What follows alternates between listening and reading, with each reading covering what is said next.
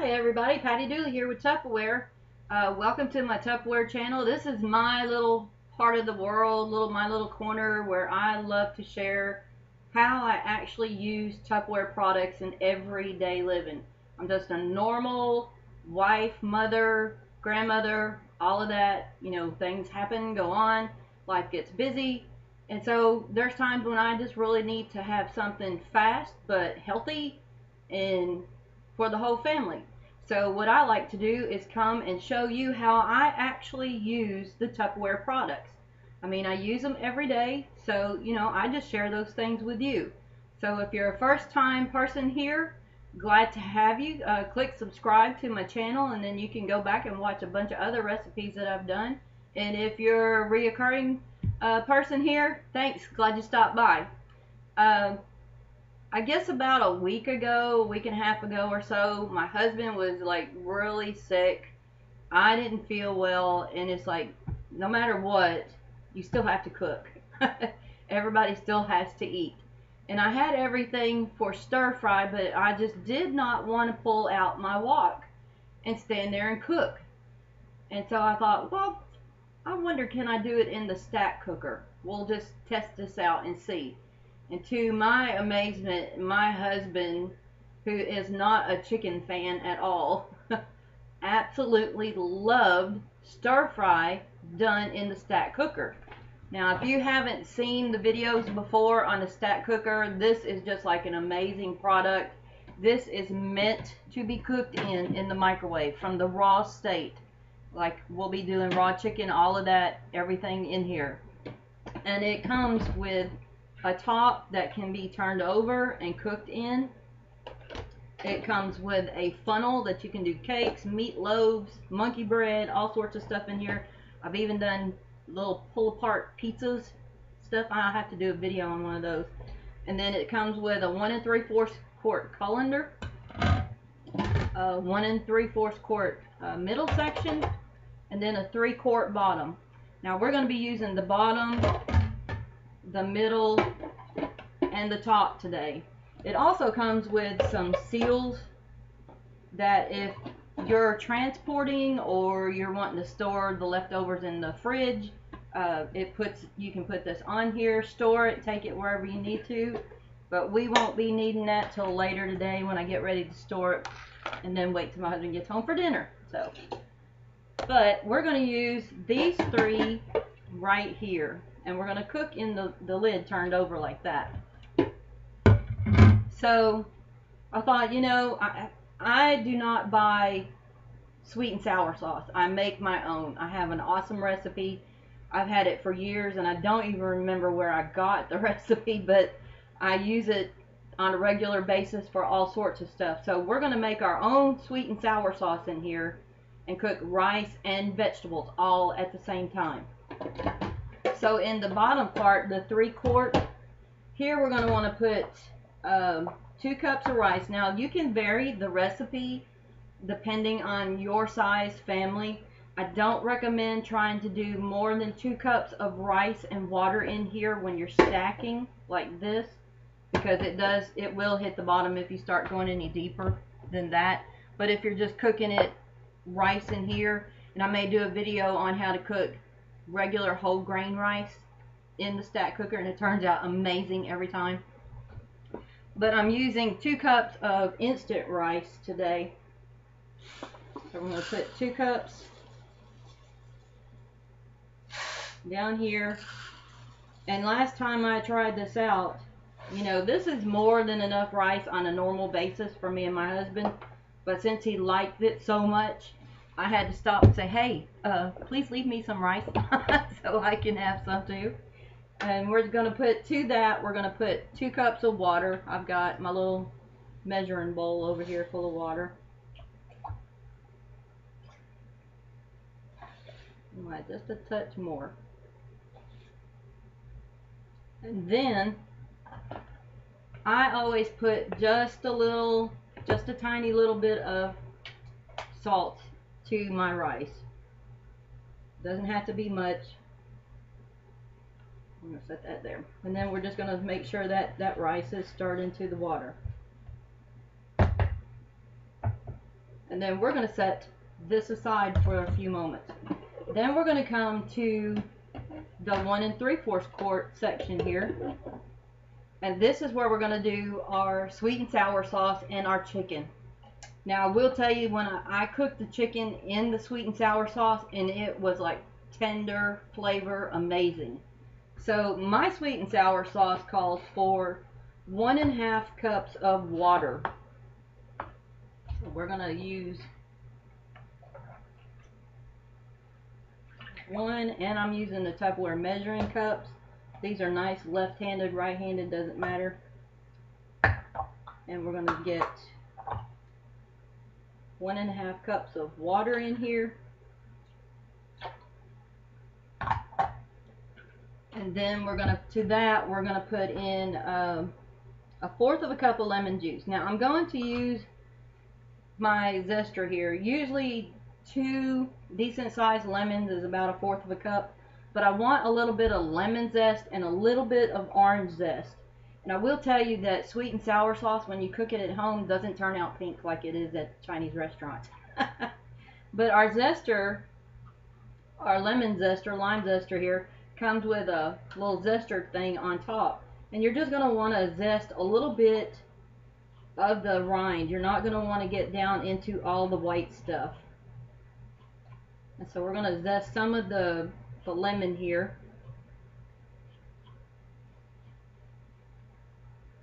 Oh, it smells good. And then I'm going to zest some orange because it has orange juice in it as well. And once again, you just want to get some of the rind. You don't want to get the white stuff, which actually on an orange, I actually like to eat the white stuff when you peel orange. I don't know, just call me strange, but I do. So we're just going to do a little bit here. I don't want to overpower the recipe. And then as you can see, with the little hole right here, all your zest goes in there. So we're going to put that right here in this water. And then to that, we're going to want to do our 1/4 cup of lemon juice. So I'm going to juice the lemons right into this water. And what's nice about this is it really gets the lemons good here. You can see no pits go into your stuff.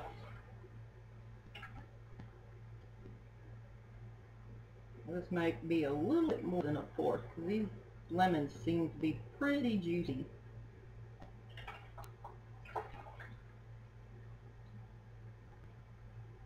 See that? So much juice in these lemons, which is good. I'll go ahead and do this last one.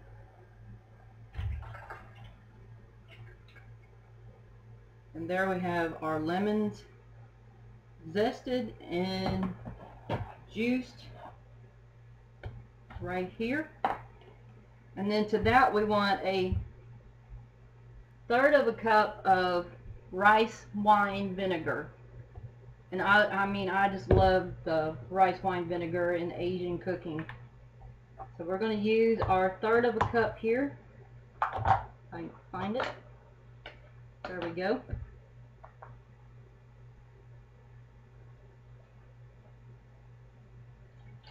Now this, like I said, is not going to come out pink like people get out of the bottles at stores or at Chinese restaurants.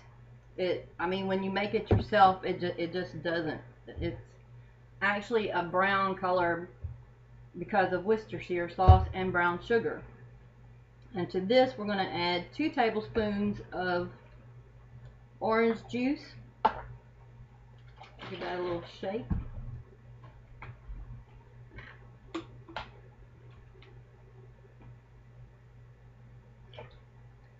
And this, I mean, I use this on pork chops, stuff like that. It's good. Do a pork roast. You can make this up, put it in the oven with a pork roast. Oh, it's delicious, delicious. And then we want 2 1/2 tablespoons of soy sauce. Now, if you're watching your salt, you know, adjust that to you for yourself. You can get the reduced sodium soy sauce. I really don't add any salt to the sauce once it's made because of the soy sauce.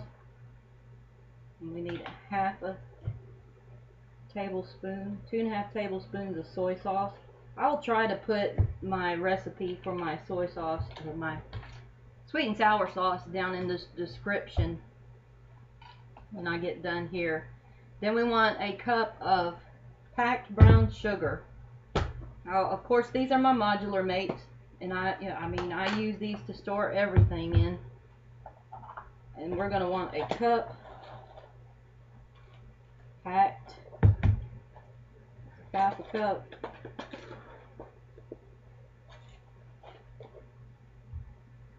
There we go.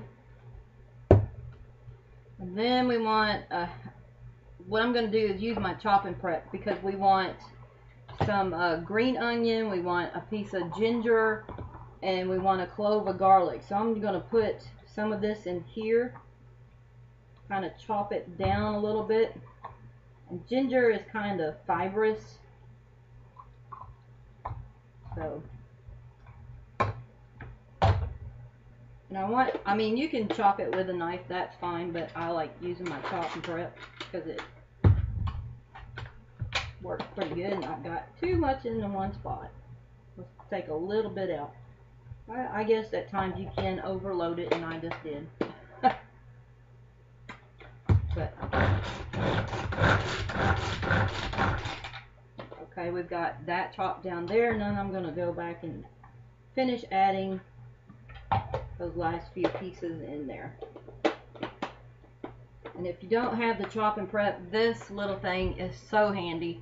If you love to do herbs, stuff like that, which I do my own herbs, grow them in my yard through the summer.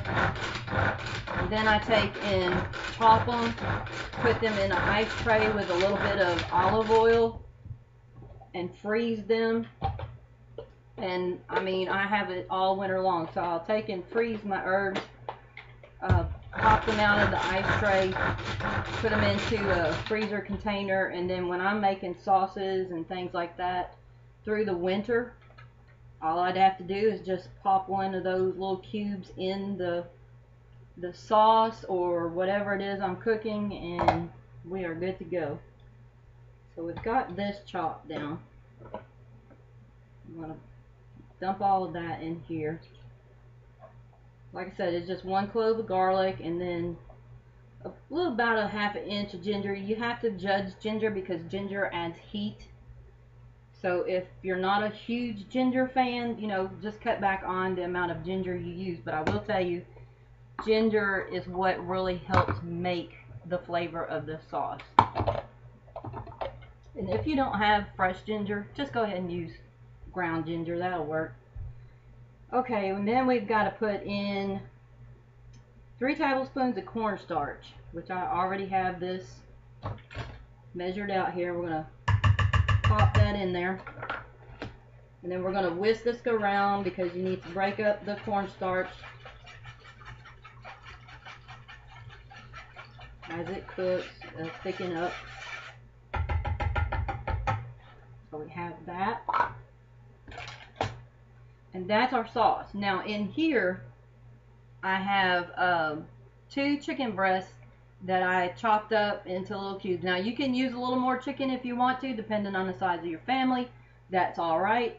But I just use 2 because that seems to be plenty for me and my husband. So I'm going to put that in here.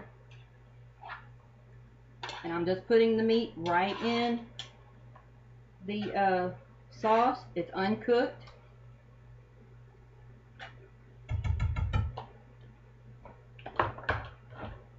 Just thaw it out. Now I don't know if you can see this very well, but that's what it looks like. And now to that, our rice, we're going to put, see, my rice has already absorbed some water, so we're going to add just a little bit more water to this. There we go. And then we're going to set this on top of the 3-quart, just like that. And then to the top, we're going to set the top upside down. And we are just taking a bag of frozen stir-fry vegetables. You could use fresh if you want to, but for a matter of convenience, I'm just using this, and it tends to be enough just for us. And I'm going to put this on here. And to that, I'm going to sprinkle just a little bit of salt. You don't want to overpower your vegetables. Like I said, you've got salt in the sweet and sour from the soy sauce. And then we're just going to take this whole thing just the way it is right here.